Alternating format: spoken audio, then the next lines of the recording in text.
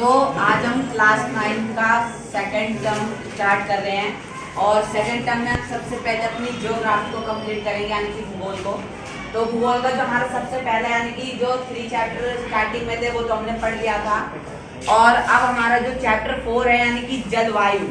अब जलवायु के बारे में पढ़ेंगे। ये चैप्टर पढ़ना बहुत ज़्यादा इम्पोर्टेंट है और ये एग्जाम में भी आ सकता है। तो चलिए स्टार्ट करते हैं।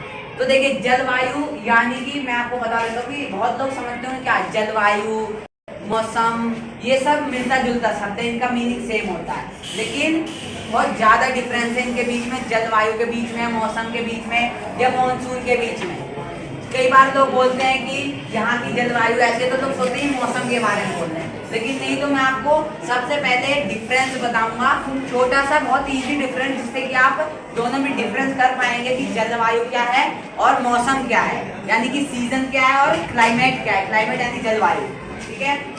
तो सबसे पहले जलवायु को पढ़ते हैं। किसी विशाल क्षेत्र में जो बहुत बड़ा एरिया होता है, मान लो भारत एक बहुत बड़ा देश है, बहुत बड़ा एरिया है, उस क्षेत्र में कोई एक तरह का वातावरण, ठीक है, जो कि लगभग 20 से 30 साल यानी कि एक तरह से परमानेंट कई सालों से हो, वो क्या कहलाता है, जलवायु। और एक विशेष समय में एक क्षेत्र के वायुमंडल की अवस्था को कहते हैं। यानी किसी एक देश, मान लो हम अभी यहाँ पे लेते हैं रूस का एग्जांपल लेते हैं। रूस क्या है, रूस की जो जलवायु क्या है, ठंडी है। ठंडी जलवायु क्यों है, क्योंकि वहाँ पे मौसम तो कई तरह के होते हैं। वहाँ पे देखो नॉर्मली बारिश तो होती नहीं क्योंकि वो ठंडा देश है, तो वहाँ पे होती क्या है, रेनफॉल, हिमवर्षा, वहाँ पे बर्फ गिरती है बारिश के रूप में।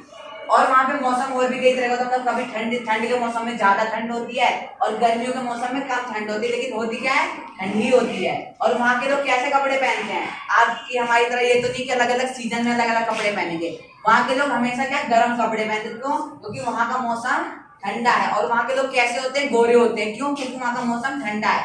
तो ये क्या है, वहाँ की जलवायु, वहाँ का मौसम कई सालों से ठंडा है, 20 साल 30 साल और भी कई सालों से ठंडा है। लेकिन मौसम यानी कि अलग अलग सीजन में बदलते रहते हैं। सीजन ही मौसम है, अलग अलग कुछ टाइम पीरियड में चेंज होते रहते हैं। अगर आपके पेपर में क्वेश्चन आ जाए कि मौसम और जलवायु में डिफरेंस बताइए या अंतर बताइए, तो आप ऐसे भी लिख सकते हैं। देखो मैं आपको एक टेबल बना के दिखाता हूँ। ये हो गया आपका जलवायु और ये हो गया क्या, मौसम। सबसे पहले आप इसमें लिखेंगे कि जलवायु के अंतर्गत, मतलब जलवायु के अंडर में या उसके अंदर किसी स्थान की दीर्घकालीन वर्णन होता है। दीर्घकालीन यानी कि लंबे समय, किसी स्थान की दीर्घकालीन वायुमंडल यानी कि वहाँ की हवा कैसी है, वहाँ का वातावरण कैसा है, इसका वर्णन होता है। इसे क्या कहते हैं, जलवायु। और दूसरी तरफ देखिए, अगर हम मौसम को ले लें तो मौसम में क्या होता है, मौसम किसी स्थान विशेष की अल्पकालीन वायुमंडलीय दशाओं का वर्णन होता है। अल्पकालीन यानी कि छोटे से टाइम पीरियड के लिए, महीने 2 महीने साल, ठीक है, इससे ज्यादा नहीं। तो जलवायु क्या हो गया, जो कि बहुत लंबे समय तक है। और मौसम क्या हो गया, जो कि एक छोटे टाइम पीरियड के लिए है। दूसरा इसमें डिफरेंस क्या हो गया कि जलवायु किसी स्थान पर लंबे समय तक एक समान रहती है। एक समान यानी कि अगर रूस में ठंडी है, ठंडी रहेगी, गर्मी है तो गर्मी ही रहेगी, नॉर्मल टेम्परेचर है तो नॉर्मल ही रहेगा। लेकिन मौसम क्या होता है, स्थान और समय के साथ मौसम की दशाएं बदलती रहती हैं। Take an example of India एक एग्जाम्पल ले लो इंडिया का, कि इंडिया में बहुत सारी ऋतुएं होती हैं, मुख्यतः 4 होती हैं, तो 3-3 महीने 2-2 महीने पे बदलती रहती हैं। वो क्या हो गया, मौसम। लेकिन इंडिया की अगर हम जलवायु माने तो समान है, नॉर्मल है, मतलब फिक्स है। न ज्यादा गर्म है इंडिया की जलवायु, न ज्यादा ठंडी है। लेकिन अगर अभी आप साउथ अफ्रीका में चले जाओ तो वहाँ की जलवायु क्या है, गर्म है, इसीलिए वहाँ के लोग क्या होते हैं, काले होते हैं, ठीक है। वहाँ पे बहुत ज्यादा गर्मी होती है, ठंड बहुत कम होती नहीं है, ठीक है। और वहीं पे रशिया में जाओ तो ठंडी होती है, वहाँ गर्मी नहीं होती। तो ये क्या है, जलवायु का अंतर है। यहाँ पे हमेशा वही चीज रहती है। और मौसम क्या, जो अलग अलग टाइम पीरियड में बदलता रहता है। जलवायु का जो प्रभाव है, मतलब जलवायु का जो तीसरा पॉइंट है, आप इसमें लिखोगे कि जलवायु का प्रभाव व्यापक क्षेत्र में पड़ता है, मतलब बड़े क्षेत्र में पड़ता है जलवायु का प्रभाव। और मौसम का प्रभाव जो है वो छोटे या सीमित स्थान पर पड़ता है। मान लो अभी यहाँ पे हमारे इंडिया में ठंड है, लेकिन मान लो जब हमारे इंडिया में गर्मी होती है तो क्या हमारे इंडिया से जुड़े चाइना में भी गर्मी होती है? नहीं, चाइना में ठंड होती है, लेकिन इंडिया में गर्मी मतलब छोटे क्षेत्र में होता है। अब ये नहीं पूरे एशिया में एक ही टाइम पे गर्मी होगी, या पूरे एशिया में एक ही टाइम पे ठंडी होगी, या पूरे एशिया में एक ही टाइम पे बरसात होगी। नहीं, छोटे छोटे जो इलाके होते हैं उनमें अलग अलग सीजन जो है, लेकिन जलवायु का वो बड़े इलाके की होती है। अब क्या है, अब पढ़ेंगे हम भारत की जलवायु और मौसम पढ़ेंगे। क्या है भारत की जलवायु, कैसे है, मेन इसमें आता है हमारे इंडिया पे। तो भारत की जो जलवायु है मानसूनी जलवायु है। मानसूनी जलवायु यानी कि जहाँ पे हर तरह के मौसम होते हैं, या वहाँ पे यहाँ पे बारिश। तो देखो अब समझेंगे भारत की जलवायु कैसी है। बताया मैंने कि भारत की जो जलवायु है वो मानसूनी जलवायु, यानी कि यहाँ पे हर प्रकार के मौसम होते हैं। यहाँ की जलवायु कैसी है, नॉर्मल है, साधारण है, न ज्यादा गर्म जलवायु होती है, ना ज्यादा ठंडी। और हमारे भारत के अलग अलग क्षेत्र में अलग अलग प्रकार की जलवायु होती है। जैसे अगर आप पहाड़ी एरिया की साइड चले जाओ, हिमालय की साइड, हिमाचल प्रदेश, शिमला, और इधर श्रीनगर, जम्मू कश्मीर, इधर अगर आप जाओगे तो मौसम कैसा होगा, ठंडा। अगर आप नॉर्थ इंडिया में आओगे यानी उत्तर भारत में, तो कैसा होगा मौसम, नॉर्मल, न ज्यादा गर्मी होती है, न ज्यादातर गर्मी भी ज्यादा होती है, ठंड भी ज्यादा होती है, लेकिन हर प्रकार का मौसम होता है। लेकिन अगर आप कोस्टल एरियाज के साइड जाओगे, यानी कि तटीय क्षेत्र की साइड, तो वहाँ पे न ज्यादा मतलब न वहाँ गर्मी पड़ती है, न ठंड पड़ती है, कैसा रहता है, नॉर्मल मौसम रहता है। अब वो क्यों रहता है, कारण, मान लो ये इंडिया है, एक रफ ऐसे डायग्राम बना लेते हैं, ठीक है। मान लो ये इंडिया है, ये हमारी कोस्टल लाइन, ठीक है, ये जितनी है हमारी कोस्टल लाइन, इतनी किलोमीटर की है, और जो टोटल बाउंड्री है वो कितनी है, इतनी किलोमीटर की है। तो जो कोस्टल लाइन है, इनके किनारे बसे जो क्षेत्र, जैसे तमिलनाडु हो गया, हमारा केरला हो गया, गोवा हो गया, और चेन्नई हो गया, और भी कई राज्य हैं जो इनके किनारे बसे हुए हैं। तो वहाँ की जो क्या होती जलवायु, वो क्या होती है, नॉर्मल हालात, क्योंकि जब गर्मियों का मौसम आता है तो यहाँ से जो एयर होती है, एयर जब गर्म होती है तो कहाँ उठती है, ऊपर की तरफ उठती है, और जब ऊपर की तरफ उठती है तो उसके बगल में क्या है, समुद्र। जब ये मतलब इनका एक रिसाइकल चलता है, जब एयर गर्म होती है ऊपर उठती है तो किधर जाती है, अरेबियन सी या प्रशांत महासागर की तरफ, और फिर यहाँ जो ठंडी हवा होती है वो यहाँ आती है। मतलब एक सर्कल चलता रहता है, जिससे क्या होता है, ना यहाँ ज्यादा ठंड रहती है, ना यहाँ ज्यादा गर्मी। जैसे आप मुंबई ले लो, मुंबई भी महाराष्ट्र, वो भी एक कोस्टल स्टेट है, मतलब तटीय, मतलब समुद्र के किनारे बसी हुई है। तो वहाँ भी क्या होगा, ना ज्यादा ठंडा मौसम होगा, ना ज्यादा गर्म। वहाँ के लोग तो ठंडे कपड़े खरीदते ही नहीं है, ठीक है। मेरे कई रिलेटिव्स भी रहते हैं, तो वो लोग क्या करते हैं, ठंडे कपड़े नहीं खरीदते, नॉर्मल शर्ट पैंट या टी शर्ट जो भी होता है, नॉर्मल जो हम नॉर्मल डेज में पहनते हैं वो कपड़े खरीदते हैं, क्योंकि वहाँ का जो एटमॉस्फेयर है, हम बोलते हैं जलवायु है, वो कैसी है, नॉर्मल है। अब थोड़ा पढ़ते हैं कि मानसून शब्द, आ गया मानसून शब्द भी। मानसून शब्द सबसे पहले समझते हैं कि मानसून शब्द जो है वो मानसून शब्द एक अरेबिक शब्द है। अरेबिक यानी कि सऊदी अरेबिया का है, अरेबिक भाषा एक लैंग्वेज, और जो अरेबिक भाषा है उसका एक शब्द है मौसिम शब्द है, जिसका अर्थ क्या होता है, मतलब उनके अरेबिक भाषा में मौसिम शब्द का जो अर्थ होता है वो क्या होता है, मौसम। हम हिंदी में तो मौसम बोलते हैं, लेकिन उसको वो अपनी अरेबिक भाषा में क्या बोलते हैं, वन। अब देखो मैंने क्या बताया कि जो है ये कोस्टल एरिया है, इनकी जो जलवायु है वो कैसी होती है, नॉर्मल। अब देखते हैं नॉर्थ, ये जो हमारा नॉर्थ इंडिया, ये इतना पूरा जो सेंटर में इंडिया के, जिसमें दिल्ली हमारा आ गया, मध्य प्रदेश आ गया, छत्तीसगढ़ आ गया, ऐसे कई सारे स्टेट्स हैं जो आते हैं। अब यहाँ की जलवायु कैसे है, ठंड में तो सबसे ज्यादा ठंड पड़ेगी, और जब गर्मी होगी तो कितनी बहुत ज्यादा गर्मी पड़ेगी। जैसे मैंने आप बताया कि ये जो है कोस्टल एरिया जो है, ये तटीय क्षेत्र जो है, इनके बगल जो राज्य हैं वो क्या करेंगे, वो एयर को एक्सचेंज कर लेते हैं। गर्म हवा समुद्र की साइड चली जाती है, जो समुद्र में ठंडी हवा होती है वो वापस इन क्षेत्र में आ जाती है, जिससे क्या होता है, यहाँ का क्षेत्र का जो वातावरण होता है वो नॉर्मल रहता है। लेकिन जो नॉर्थ इंडिया है, न समुद्र है, ना कोई ठंडा इलाका है, तो क्या होगा, यहाँ की जो हवा होती है वो गर्म हवा ही रह जाती है, और जो ठंडी हवा होती है वो ठंडी हवा इसलिए गर्म ही है तो गर्मी ही पड़ेगी बहुत ज्यादा मात्रा में, और ठंडी है तो ठंडी ही पड़ेगी। अब क्या समझते हैं? वन। तो देखो, जो नॉर्थ इंडिया में जो एयर होती है, जब एयर देखो गर्म होती है तो ऊपर की तरफ जाती है, लेकिन ना इसके बगल कोई समुद्र है ना इसके बगल कोई ठंडा एरिया है, तो ये क्या करेगी, ये गर्म हवा वहीं रह जाएगी, गर्म की गर्म। और अगर यहाँ पे ठंड का मौसम है तो ठंडी हवा वहीं रह जाएगी। इधर क्या है, इधर जो है ये पहाड़ी एरिया, इधर जो हमारा हिमालय है, तो इधर कौन से देश हैं, जम्मू कश्मीर हो गया, हमारा लद्दाख हो गया, अरुणाचल प्रदेश हो गया, हिमाचल प्रदेश हो गया, उत्तराखंड हो गया, ऐसे इलाके जो हैं इनके बगल में क्या है, पहाड़ है बड़े बड़े। तो पहाड़ क्या कर, तो देखो, लेकिन इधर जो है, इधर हमेशा ठंडा मौसम क्यों रहता है? आपको पता है कि हमारी जो स्थल मंडल है, हमारी पृथ्वी कई लेयर्स में बटी हुई है, तो हम जिस पे रहते हैं वो क्या है? तो देखो, मैंने क्या बताया कि जो पहाड़, जैसे हम स्थल मंडल पर रहते हैं, जहाँ पे हम भी रह रहे हैं वो क्या है, स्थल मंडल। स्थल मंडल में क्या है, जो हमारा एक वातावरण होता है मतलब ये है कि जो ऊपर, अब आपने सोचा होगा ऊपर ठंड बहुत ज्यादा होती है, आप कभी एरोप्लेन से स्काई डाइविंग करेंगे, वो भी 15-16 हजार फीट का होता है, लेकिन जो एरोप्लेन उड़ती है रियली, जिससे हम ट्रैवल करते हैं, वो कई ज्यादा बहुत ज्यादा ऊंचाई पे उड़ती है, लगभग 40,000 फीट की ऊंचाई पे। अगर उससे आप कूदने की कोशिश करेंगे ना तो आप रास्ते में जम जाएंगे। क्यों? टेम्परेचर है वो माइनस में होता है, -45 या 50 डिग्री होता है।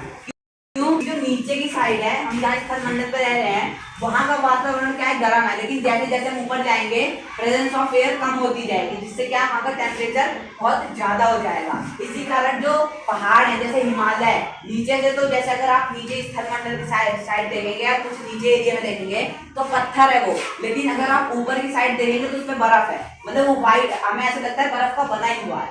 वो बात अलग है कि वो पत्थर का बना है, उसके ऊपर बर्फ की कोट है, पूरी लेयर है, लेकिन वो क्या है, वो किस कारण है, क्योंकि वो एयर जो स्थल मंडल से बहुत ज्यादा ऊपर है, उसकी ऊंचाई लगभग, अगर हम माउंट एवरेस्ट की ऊंचाई बताएं तो लगभग 8,500 मीटर है, यानी कि 8.5 किलोमीटर। तो वो क्या है, स्थल मंडल से ऊपर है, जिसके कारण क्या है, वहाँ पे बहुत ज्यादा माइनस में टेम्परेचर है, जिसके कारण क्या है, वहाँ की जो बर्फ है वो बर्फ ही रहती है हमेशा, और वहाँ पे जो बारिश होती है वो भी बर्फ के रूप में ही होती है, यानी कि हिमपात होती है। जो बर्फ की बारिश होती है उसको क्या कहते हैं, हिमपात, और जो नॉर्मल बारिश होती है उसको हम कहते हैं वर्षा। अब देखते हैं प्रादेशिक भिन्नता, यानी कि भारत के, जैसे हमने भारत देखा, थोड़ा देखा हमने, अब थोड़ा डिटेल में देखते हैं कि किस किस जगह पे किस किस प्रकार का टेम्परेचर हो सकता है। अब जैसे हम देखें कि गर्मियों में जो राजस्थान है, राजस्थान जो डेजर्ट के लिए मशहूर है, और राजस्थान में सबसे ज्यादा गर्मी पड़ती है, सबसे ज्यादा गर्म इलाका क्या है, राजस्थान। तो राजस्थान का जो टेम्परेचर है वो गर्मियों में कई बार 50 डिग्री या उससे भी ऊपर चला जाता है, जो कि बहुत ज्यादा टेम्परेचर होता है कि इंसान के लिए। इंसान क्या, अगर आप उसमें पानी को बाहर रख दें धूप में तो वो भी एकदम उबलने की स्थिति में आ जाता है, बहुत ज्यादा गर्म हो जाता है, मतलब आप उसको तुरंत नहीं पी सकते बिना ठंडा किए। तो आप समझ सकते हैं कितनी ज्यादा गर्मी हो जाती है।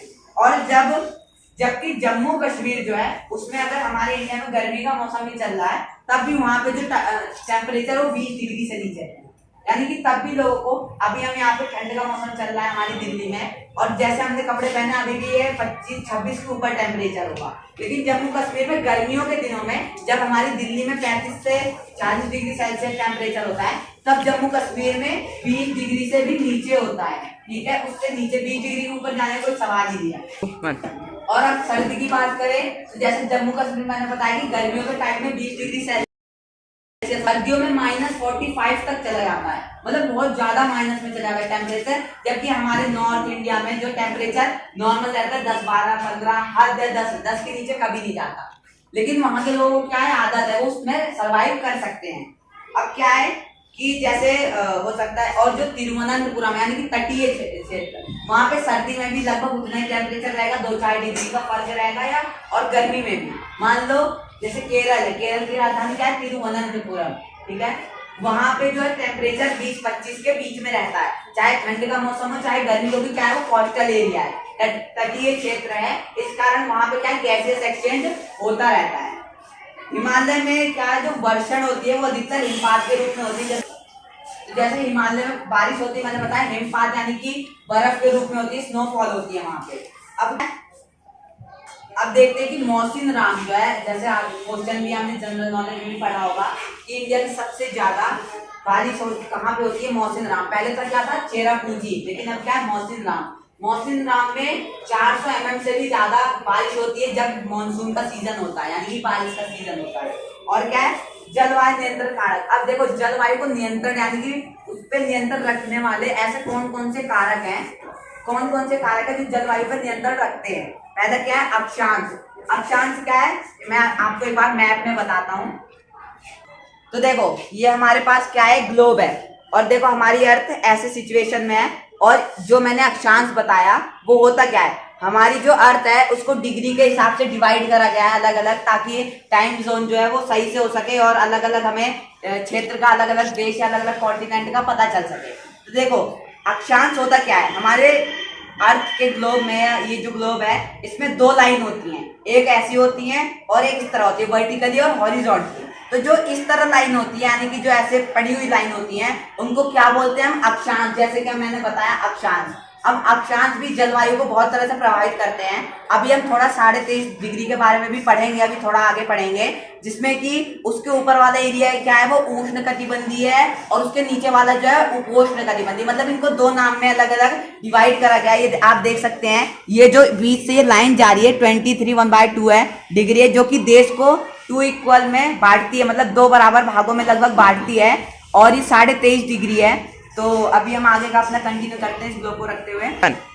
तो क्लाइमेट कंट्रोल यानी जलवायु को नियंत्रण करने में हमने जो अपने फर्स्ट चैप्टर में लैटिट्यूड और लॉन्गिट्यूड, अक्षांतर और देशांतर रेखाएं पढ़ी थी, तो उसका बेस्ट एग्जांपल है, जैसे आप एक संतरा लो, उसको छीलने के बाद अंदर सिर्फ खाने का पोर्शन बचा है, और उसमें जब एक एक स्लाइस निकालते हो और उसको निकालो तो वो एकदम लॉन्गिट्यूड का एग्जांपल है, एकदम अच्छे से रिजेंबल करता है वो अर्थ को।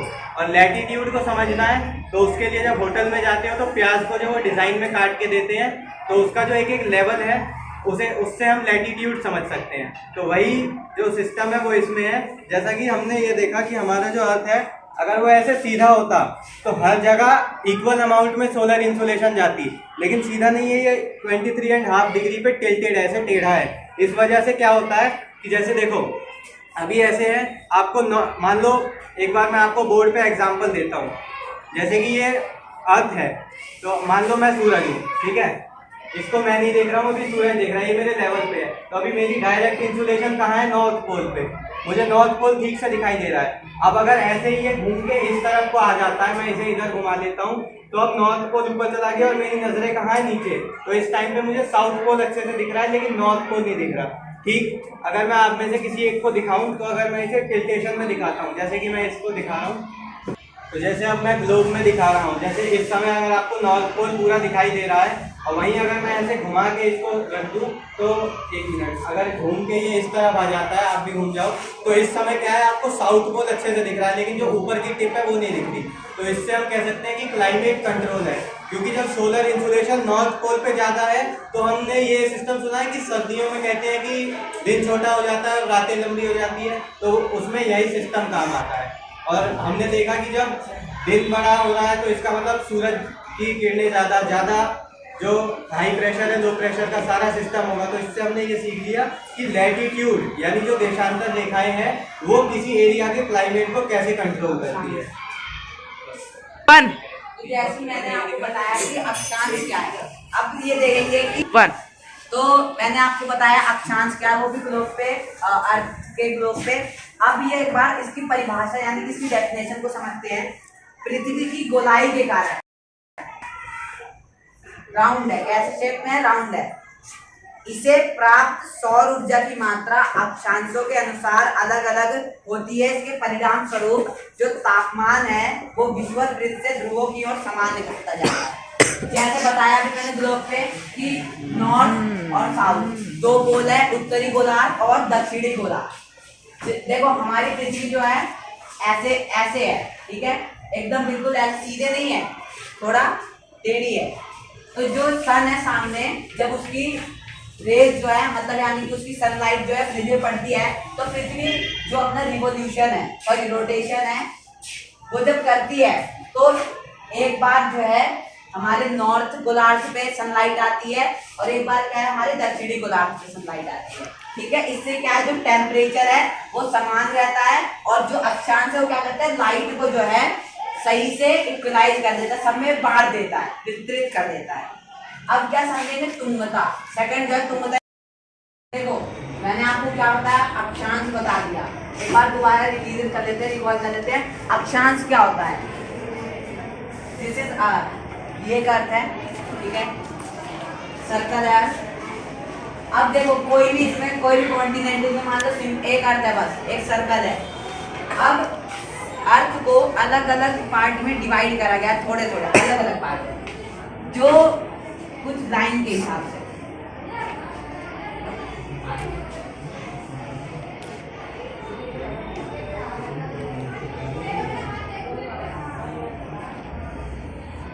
ऐसे और कुछ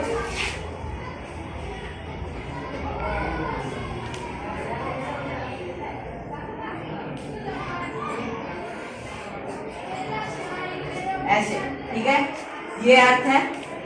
ये जो लाइन है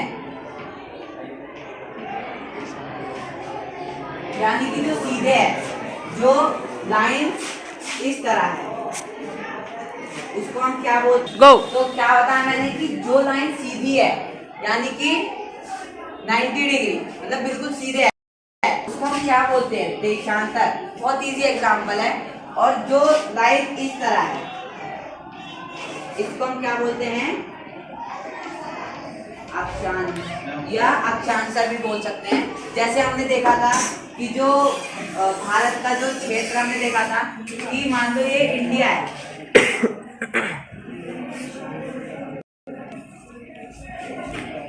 ठीक है, मान लो ये इंडिया है। इंडिया जो यहाँ से यहाँ तक और यहाँ से यहाँ तक, जो ये और ये था, ये क्या था, देशांतर। और ये क्या था, अक्षांशर। ये हमारा ये जो था ये था 6 डिग्री 7 मिनट से लेकर 37 डिग्री 25 मिनट तक। और ये जो था ये था 67 डिग्री वन।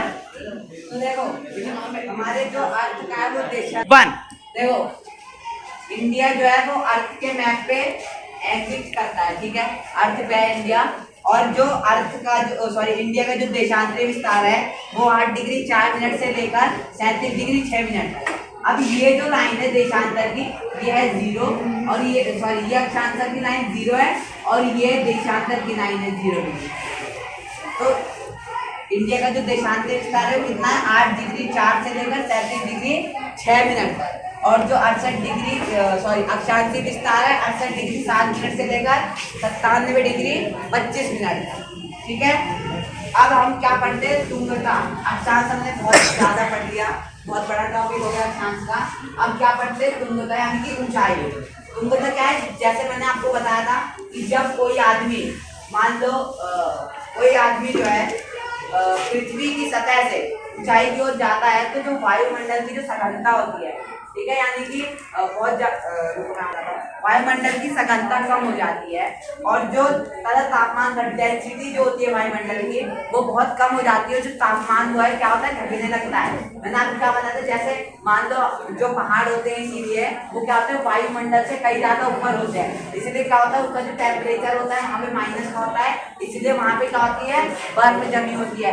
ऐसे अगर हम भी अगर वायुमंडल से ऊपर जाएं तो क्या होता है हमें भी बहुत ज्यादा ठंड लगती है, क्योंकि वहाँ पे क्या है सघनता नहीं है, डेंसिटी नहीं है, वहाँ पे गर्मी नहीं है और इसीलिए वहाँ पे एयर, जैसे मान लो कोई भी माउंट एवरेस्ट पे चढ़ता है तो क्या ऑक्सीजन सिलेंडर लगा के चढ़ता है, क्यों, क्योंकि वहाँ पे ऑक्सीजन या एयर की मात्रा बहुत ज्यादा कम है, जिस कारण वहाँ पे जो टेम्परेचर है वो माइनस में होता है। अगला क्या है, वायु दाब और वायु दाब और पवन दर। देखो ये पढ़ लिया हमने, ये पढ़ लिया, अब ये पढ़ना है, ठीक है। वायु दाब और पवन तंत्र क्या होता है, किसी भी क्षेत्र का वायु एवं पवन तंत्र उस स्थान के अक्षांश, मैंने बताया था ये होता है अक्षांश, जो इस तरह लाइन होती है अक्षांश तथा ऊंचाई पर निर्भर करती है। इस प्रकार यह तापमान एवं वर्षा के वितरण को प्राप्त करता है। यानी कि जो वायु दाब है, और देखो जैसे मैंने बताया आपको कि आप किसी पहाड़ी इलाके पे जाओ तो वहाँ पे एयर जो है वो उसकी क्वांटिटी कम होती है, इसलिए कभी कभी लोगों की सांस भी फूलने लगती है। जैसे आप कभी भी डायरेक्ट यहाँ पे हम दिल्ली में हैं अभी, अगर हम डायरेक्ट यहाँ से लद्दाख जाते हैं सीधा, तो हमारे क्या होता है, हमें वॉमिटिंग आने लगती है, हमारा सर चकराने लगता है। ये क्या होता है, दिल की धड़कन बढ़ जाती है, या रुक जा। तो सांस फूलने लगती है। वो क्यों होता है, क्योंकि हम नीचे एल्टीट्यूड से डायरेक्ट हाई एल्टीट्यूड पे जाते हैं। इसलिए क्या होता है, हमारे जो बॉडी है उसको क्या सर्वाइव नहीं कर पाता। सर्वाइव यानी कि हम मर नहीं जाते, लेकिन उसके लिए हमें क्या है, गोलियां लेनी पड़ती है, मेडिसिन लेनी पड़ती है, जिससे कि हम नॉर्मलाइज हो जाए। तो इसीलिए जैसे मान लो आप लो एल्टीट्यूड से हाई एल्टीट्यूड में जाओगे तो आपको दिक्कत या परेशानी हो सकती है। यही चीजें वायुदाब और पवन तंत्र में, अलग अलग एल्टीट्यूड पे अलग अलग वायुदाब और जो पवन तंत्र है वो क्या करते हैं, टेम्परेचर को और जो वहाँ की वर्षा है उसको अलग अलग कैसे प्रभावित करते हैं। जैसे ठंड का इलाका मान लो लद्दाख, जम्मू कश्मीर, श्रीनगर, शिमला जो भी है, ठीक है, वहाँ पे क्या है, वायुदाब कम होता है, इसलिए क्या है, कई बार सांस लेने में हमें दिक्कत भी होती है। और जो हमारे नॉर्थ इंडिया है वहाँ पे वायुदाब क्या है, सही है, सदन यानी डेंसिटी ज्यादा है उसकी, इसलिए क्या होता है, हम नॉर्मल रहते हैं। और जो लोग वहाँ रहते हैं उनको उसकी आदत होती है, इसलिए वहाँ पे वो रह रहे हैं, उनको कोई दिक्कत नहीं। अगला क्या है, महासागरीय धाराएं, ये भी पढ़ लिया हमने। अब पढ़ेंगे अब बोल। अब पढ़ेंगे समुद्र से दूरी। मैंने आपको बताया था, इसका एग्जाम्पल दिया था मैंने आपको कि जो तटीय क्षेत्र होते हैं वहाँ की जो वायु जल होती है, मतलब जलवायु जो होती है वो क्या होती है, नॉर्मल होती है। क्यों, क्योंकि उनकी समुद्र से दूरी भी एक डिपेंड करती है, अफेक्ट करती है किसको, जलवायु, क्लाइमेट को क्या करती है, अफेक्ट करती है। इस प्रकार से करती है। समुद्र का जलवायु पर समकारी प्रभाव पड़ता है, यानी कि पॉजिटिव प्रभाव पड़ता है। जैसे समुद्र से दूरी बढ़ती है यह प्रभाव कम हो जाता है।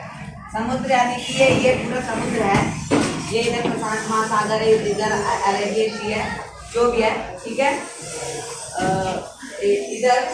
इधर अरेबियन सी है, इधर प्रशांत महासागर है।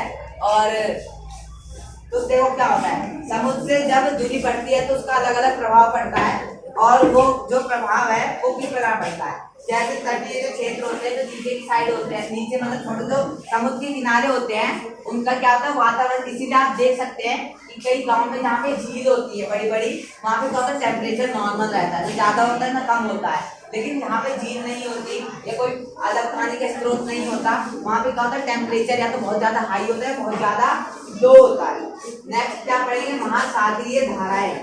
समुद्र से दूरी पढ़ लिया हमने, अब पढ़ेंगे महासागरीय धाराएं।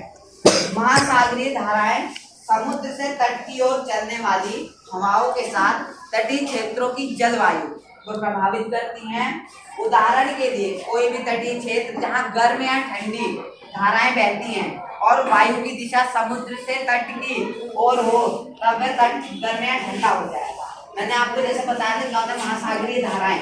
मान लो ये केरल है, यहाँ पे गर्म हवा बनी गर्मी के टाइम में, वो आई समुद्र में, समुद्र की ठंडी हवा आई यहाँ पे, तो अगर टेम्परेचर क्या होगा, नॉर्मल, मतलब ये गैस जो है ये हवा अपना एक्सचेंज होता रहता है। हवा जो साइकिल है, ये साइकिल वो है चलती रहती है, गर्म इधर आई ठंडी इधर गई, गर्म इधर आई ठंडी इधर गई, तो वो क्या करते हैं, चेंज करते रहते हैं जलवायु को निर्धारित यानी कि तय करने में उच्चावधि की भी महत्वपूर्ण भूमिका होती है। कैसे, ऊंचे पर्वत ठंडी अथवा गर्म वायु को अवरोधित करते हैं। हिमालय जो, अगर हिमालय ना होता ना तो हमारे पूरे भारत में ठंडी होती। हमारे भारत की जलवायु कैसे होती, ठंडी, क्योंकि जो एशिया की साइड से, मतलब इधर की साइड से आने वाली जो ठंडी हवा है वो हिमालय क्या है, रोकता है कि हिमालय की जो चोटियां हैं उनकी औसतन ऊंचाई कितनी है, 6000 मीटर है। मैं माउंट एवरेस्ट नहीं बता रहा, चोटियों की ऊंचाई बता रहा हूँ। 6000 मतलब जो ये पहाड़ है ये सारे इधर हिमालय के, ठीक है, इनकी औसतन ऊंचाई जो है 6000 मतलब कि 6 किलोमीटर है लगभग, और ये बहुत ज्यादा होती है। और इधर जो ठंडी हवा आती है उनको रोक के वापस कर देती है, जिससे हमारे देश में क्या है, हर प्रकार का मौसम होता है। वरना हमारे देश में क्या होता है, ठंडी का मौसम होता है, जैसे चीन में होता है और भी कई देशों में होता है। तो इसलिए अब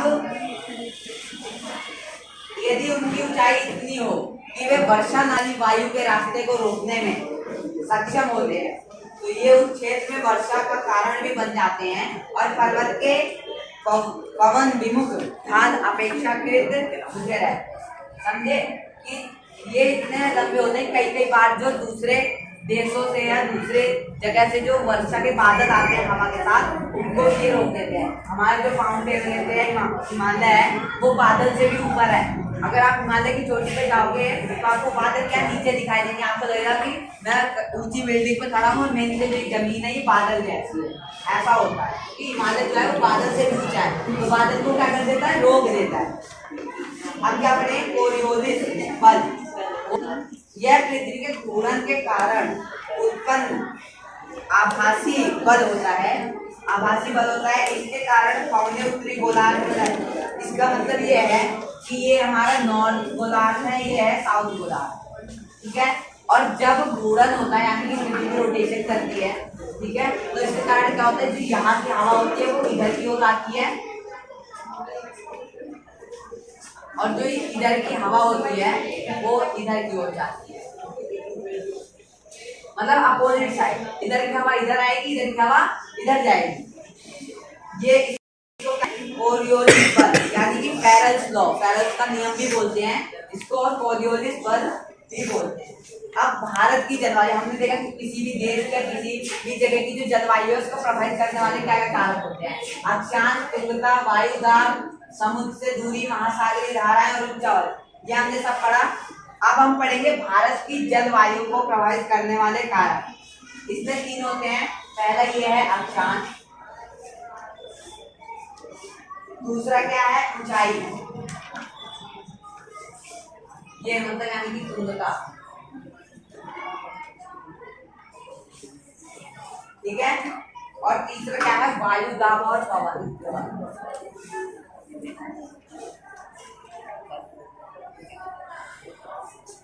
तो सबसे पहले पढ़ेंगे अक्षांश को। अक्षांश क्या है, देश का लगभग आधा भाग कर्क रेखा से है,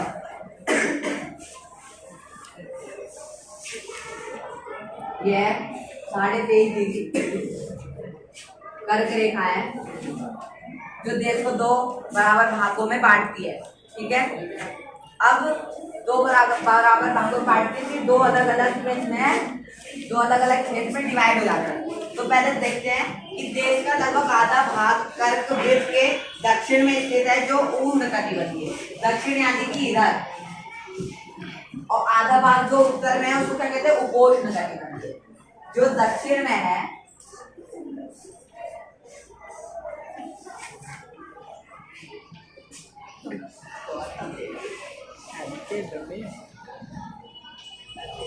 और जो क्या है उत्तर में,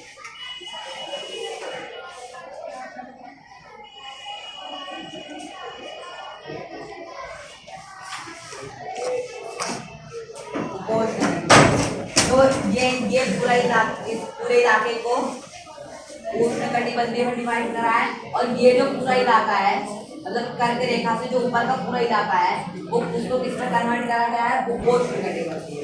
दो तरह के नाम दिए गए हैं। अब इसके आगे बढ़ते हैं। जो उष्णकटिबंधीय क्षेत्र है कर्क वृत्त के उत्तर में स्थित शेष भाग उपोष्णकटिबंधीय है, इसलिए भारत की जलवायु में उष्णकटिबंधीय जलवायु एवं उपोष्णकटिबंधीय जलवायु दोनों की विशेषताएं, मतलब इधर और इधर दोनों में से, क्योंकि भारत में क्या है दोनों तरह की जलवायु है, उष्णकटिबंधीय और उपोष्णकटिबंधीय। यह उष्णकटिबंधीय और ये उपोष्णकटिबंधीय। अब पढ़ेंगे ऊंचाई। देखो पढ़ लिया हमने अक्षांश, अब पढ़ेंगे ऊंचाई। भारत के उत्तर में हिमालय पर्वत है, सबको पता है, ये हमारा हिमालय पर्वत है, ठीक है। उत्तर में भारत के उत्तर में हिमालय पर्वत है।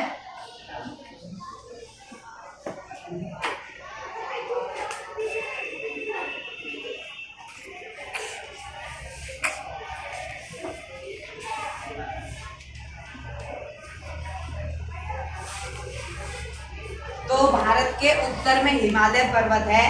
हिमालय मध्य एशिया से आने वाली ठंडी हवा को, जैसे मैंने बताया कि जो हिमालय है वो मध्य एशिया यानी कि सेंट्रल एशिया से आने वाली जो ठंडी हवा होती है उसको क्या करता है, उपमहाद्वीप में प्रवेश करने से रोकता है, हमारे भारत में प्रवेश करने से रोकता है।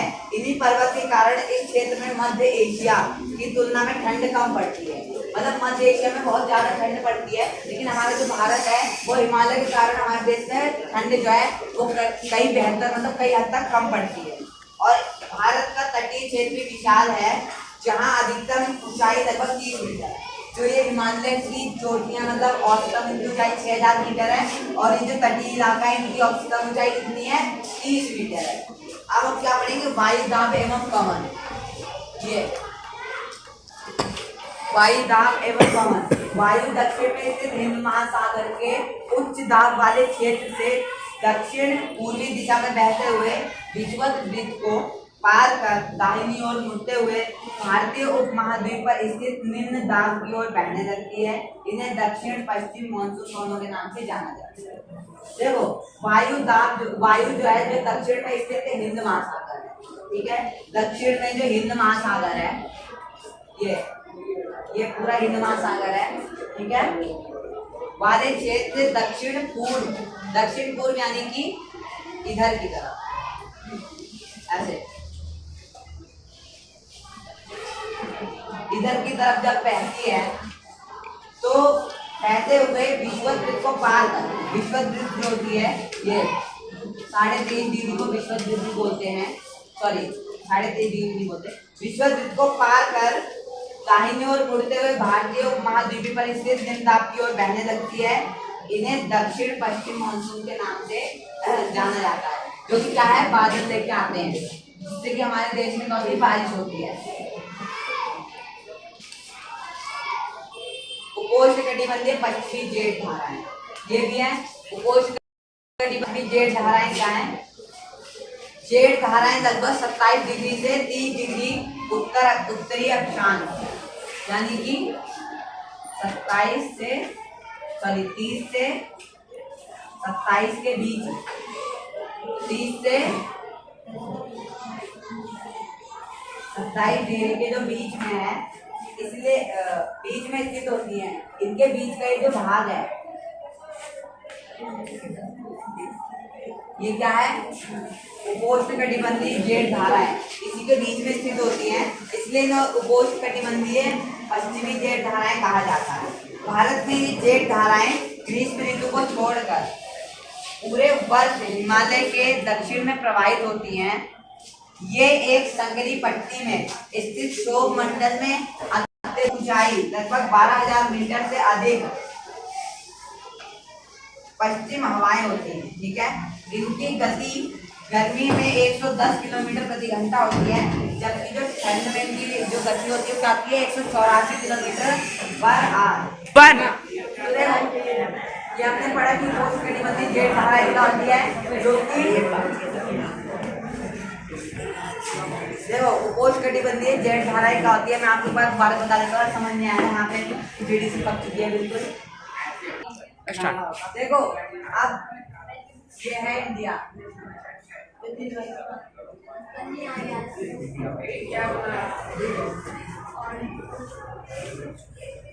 ठीक है, ये है इंडिया।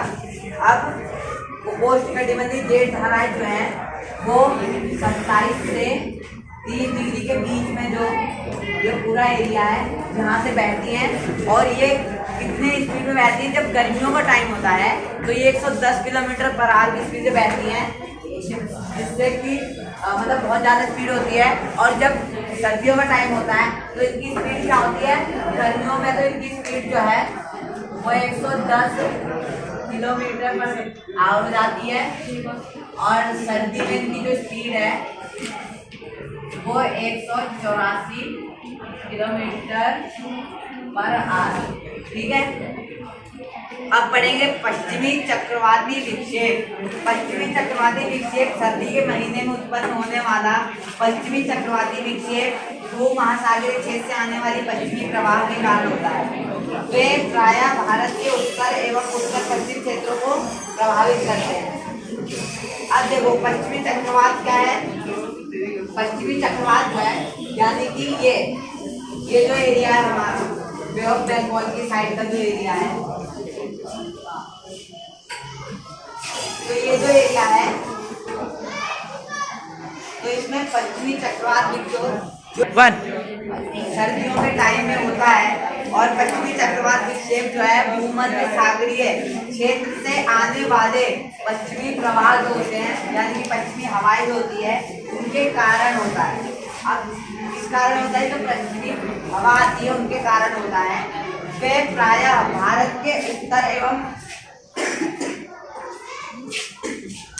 उत्तर पश्चिमी क्षेत्रों को प्रभावित करते हैं। उत्तर मतलब ये पूरा एरिया, और जो उत्तर पश्चिमी यानी कि ये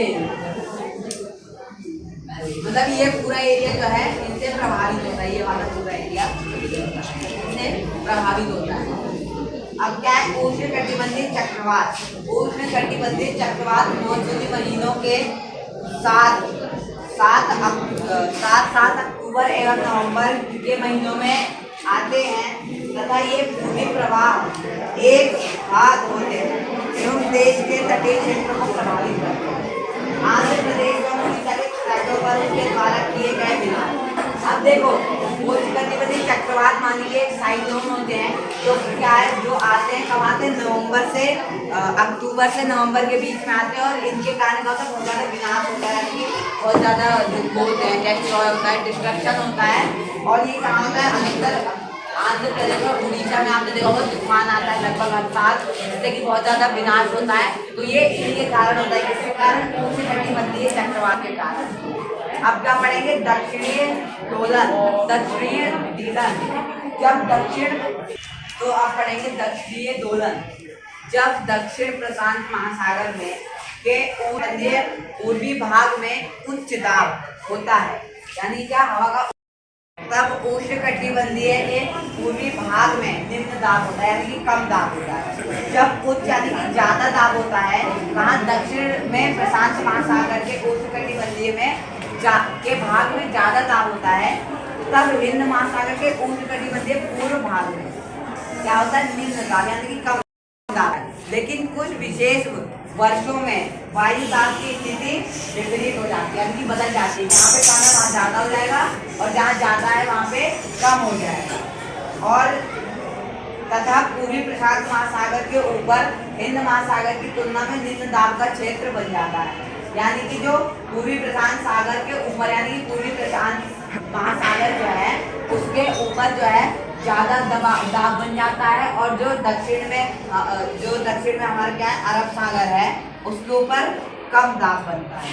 दाब की अवस्था में इस नियतकालीन परिवर्तन को दक्षिणीय दोलन के नाम से जाना जाता है। जब देखो नियतकालीन, यानी कि वैसे नॉर्मली तो एक जहाँ पे उच्च दाब है, यानी कि कटिबंधीय पूर्वी भाग में उच्च दाब है, वहाँ उच्च ही रहेगा, और जो उष्णकटिबंधीय पूर्वी भाग में निम्न दाब रहेगा। ठीक है, लेकिन कभी कभी जब बदल जाता है, ये विपरीत हो जाता है, जहाँ पे ज़्यादा वहाँ कम हो जाएगा, जहाँ पे कम है वहाँ ज़्यादा हो जाएगा, तो इसको हम क्या कहते हैं? दक्षिणीय दोलन। अब क्या कहेंगे? El Nino. एल नीनो दक्षिणी दोलन, यानी कि एल नीनो साउथर्न ऑसिलेशन से जुड़ा एक महत्वपूर्ण लक्षण है। यह एक गर्म समुद्री धारा, यानी कि जो हवा बहती है उसको कहते हैं गर्म समुद्री धारा, जो होती है गर्म होती है, धारा है। यह पेरू की ठंडी धारा के स्थान पर प्रत्येक 2 या 5 वर्ष के अंतराल में पेरू पट, यानी कि दक्षिणी अमेरिका से होकर बहती है। एल नीनो एक अस्थायी गर्म धारा, अस्थायी यानी कि टेम्परेरी, अस्थायी, स्थायी नहीं अस्थायी, परमानेंटली टेम्परेरी, जो कि कभी कभी बहती है, अस्थायी गर्म धारा है। और वायु दाब की अवस्था में परिवर्तन का संबंध इससे होने के कारण इस परिघटना को एनसो यानी कि ENSO भी कहा जाता है। जैसे मैंने बताया कि El Nino southern oscillation. El Nino Spanish शब्द है, स्पेन का, जिसका मतलब क्या होता है? बच्चा। ठीक है, यानी कि बेबी क्राइस्ट को, ये बेबी क्राइस्ट को क्या करता है? व्यक्त करता है। अब हम क्या पढ़ेंगे? मॉनसून का आगमन एवं वापसी। मॉनसून कब आता है और उसकी वापसी कब होती है? मॉनसून समय जून के आरंभ से लेकर मध्य सितंबर तक 100 से 120 दिनों के बीच होता है। जून के आरंभ यानी कि 1-2 मतलब जून के फर्स्ट वीक से लेकर और सितंबर के बीच तक यानी कि 15-20 सितंबर तक होता है। 100 से 20 दिनों का इसका टाइम पीरियड होता है और इसके आगमन के समय सामान्य वर्षा अचानक वृद्धि हो जाती है। जो नॉर्मल बारिश होती है कभी कभी ठंड के मौसम में भी हो जाती है, एक आध महीने में एक आध बार या 2 महीने में एक बार, लेकिन जब मानसून का सीजन आता है तो बारिश की में वृद्धि यानी कि बारिश बढ़ जाती है तथा लगातार कई दिनों तक ये जारी रहती है। कई दिनों तक बारिश होती रहती है, 100 से 120 दिन तक। इसे मानसून प्रस्फोट यानी कि बादल फटना भी कहते हैं। बोलते हैं बादल फट गया है, मतलब वहाँ लगातार बारिश होती है, ये नहीं कि एकदम से ही पानी गिर जाता है, लगातार बारिश होती है, इसको बोलते हैं बादल फटना, जिससे कि बाढ़ आ जाती है और बहुत सारा डिस्ट्रक्शन यानी कि विनाश हो जाता है। जून के प्रथम सप्ताह में मानसून प्रायद्वीप के दक्षिणी छोर से प्रवेश करता है। जून के पहले सप्ताह में जो है वो दक्षिणी छोर से प्रवेश करता है मानसून, यानी कि बादलों के साथ जो है हवा आती है और फिर इसके बाद ये 2 भागों में बढ़ जाता है, 2 भागों में डिवाइड हो जाता है। अरब सागर शाखा एवं बंगाल की खाड़ी, ठीक है। अरब सागर शाखा एवं बंगाल की खाड़ी शाखा दोनों गंगा के मैदान के उत्तर पश्चिम भाग में आपस में मिल जाते हैं। पहले ये डिवाइड होंगे और फिर जो गंगा का मैदान है उत्तर पश्चिमी भाग, वहां पे जाके ये वापस से कंबाइन हो जाते हैं, वापस से मिल जाते हैं। मध्य जुलाई तक मानसून हिमाचल प्रदेश एवं देश के शेष हिस्सों में पहुंच जाता है। मध्य जुलाई यानी कि 15-20 जुलाई तक, लगभग 1 महीने बाद, 1-1.25 महीने बाद ये कार्ड मध्य तक। पहले कहाँ होता है, जहाँ से एंटर करता है वहां पे बारिश होगी, उसके बाद मध्य भारत यानी कि नॉर्थ इंडिया यानी कि उत्तर इंडिया में आ जाता है। अब हम पढ़ेंगे ऋतुओं के बारे में, सबको पता होगा लेकिन थोड़ा डिटेल में पढ़ेंगे। भारत में मुख्यतः 4 ऋतुओं को पहचाना जाता है। शीत, ग्रीष्म, मानसून के आगमन और मानसून वापसी का काल, ठीक है। वैसे तो हम कहते हैं कि वसंत भी होता है, शीत होता है, ग्रीष्म होता है, वसंत होता है और एक और होती है। तो देखो, लेकिन इसमें जो मुख्यतः क्या है, 4 है। शीत ऋतु पहले पढ़ेंगे यानी कि सर्द का मौसम। भारत में शीत ऋतु मध्य नवंबर से आरंभ होकर फरवरी तक रहती है। भारत के उत्तरी भाग में दिसंबर एवं जनवरी सबसे ठंडे महीने होते हैं। जो भारत का उत्तरी भाग है यानी कि ये पूरा हिस्सा जो उत्तर के साइड में आता है, भारत का उत्तरी भाग है, यहाँ पे दिसंबर से लेकर जनवरी यानी कि लगभग 2 महीने सबसे ज्यादा ठंड होती है। अगला क्या है, ग्रीष्म ऋतु। मार्च से मई तक भारत में ग्रीष्म ऋतु होती है। मार्च से लेकर मई तक यानी कि मार्च, अप्रैल और मई 3 महीने का टाइम पीरियड होता है इसका। और इसके दौरान लू चलती है। लू यानी कि गर्म हवा होती है जो कि लोगों को प्रभावित भी करती है, मतलब कई सारी बीमारियां भी हो जाती हैं उससे, क्योंकि बहुत ज्यादा गर्म हवा होती है। अब क्या होता है, अब देखते हैं मानसून का आगमन। तो पहले मानसून का आगमन कहाँ है, जब मानसून आता है, कब आता है, जून में आता है मानसून। जून के शुरुआत में आता है और जो मानसून होता है इसके बीच में, मतलब जैसे नॉर्मल बारिश तो होती है कभी कभी 2-4 महीने में, लेकिन जब मानसून का सीजन आता है तो बारिश बढ़ जाती है। और उत्तर भारत में जो मानसून है वो लगभग क्या होता है, जुलाई के आधे में आ जाता है। अब अगला क्या है, मानसून का वापसी। मानसून कब जाता है, तो वही मतलब सितंबर के एंड तक यानी कि सितंबर के मध्य तक, 15 से 20 सितंबर तक मानसून क्या है, वापस चला जाता है। यानी कि जो भारत है, हवा के द्वारा वो बादल जो है वो भारत से चले जाते हैं, जिस टाइम जो मानसून का सीजन है वो क्या होता है, एंड हो जाता है। हमारे चैप्टर का और जलवायु आयोग आप सभी को अच्छे से समझ आ गया होगा। एंड मिलते हैं किसी नेक्स्ट वीडियो में, तब तक के लिए बाय, जय हिंद, जय भारत।